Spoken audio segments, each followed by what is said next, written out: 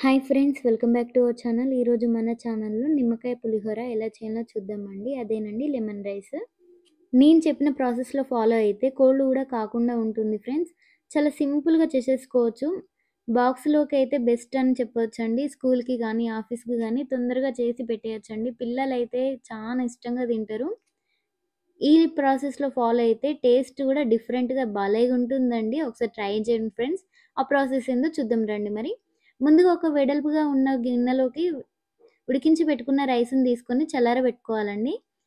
ఒక పాన్ పెట్టేసుకొని ఆయిల్ వేసుకొని, ఆయిల్ హీట్ అయిన తర్వాత జీలకర్ర, ఆవాలు, మినపప్పు, శనగపప్పు, పల్లీలు వేసుకొని లైట్‌గా మంచిగా ఫ్రై చేసుకోవాలండి. ఫ్రై అయిన తర్వాత ఎండుమిర్చి, పచ్చిమిర్చి వేసుకోవాలి.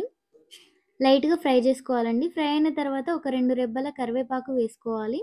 సన్నగా కట్ చేసి పెట్టుకున్న కొత్తిమీరను గూడా వేసుకోవాలండి. ఇప్పుడు దీన్ని గూడా లైట్‌గా ఫ్రై చేసుకున్న తర్వాత కొంచెం పసుపు వేసుకోవాలి. మనం తీసుకున్న రైస్‌కి సరిపోను నిమ్మకాయ రసాన్ని తీసుకోవాలండి.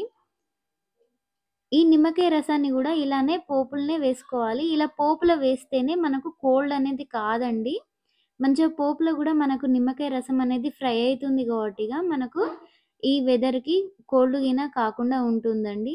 ఒక 2 మినిట్స్ ఫ్రై జేసుకోవాలి నిమ్మకాయ రసం వేసినంక. తర్వాత స్టవ్ ఆఫ్ జేసుకొని రైస్‌లోకి ఏసుకోవడమేనండి పోపు. రుచికి సరిపోను ఉప్పు వేసుకొని మంచిగా కలుపుకోవాలి అన్నం మొత్తం కలిసేలాగా. అంతేనండి. సింపుల్‌గా చేసేసుకోవచ్చు. మనం నిమ్మకాయ రసం పోపులో వేయడం వల్ల పల్లీలు, శనగపప్పు అయినా సరే పుల్ల పుల్లగా భలేగుంటాయండి టేస్ట్ మాత్రం. చాలా బావుంటుంది టేస్ట్ అనేది. ఇలా ఒకసారి ట్రై చేయండి ఫ్రెండ్స్. చాలా బావుంటుంది. ఇలాంటి రెసిపీస్ కోసం మన ఛానల్‌ని సబ్స్క్రైబ్ చేసుకోండి friends. Thank you for the watching. Bye.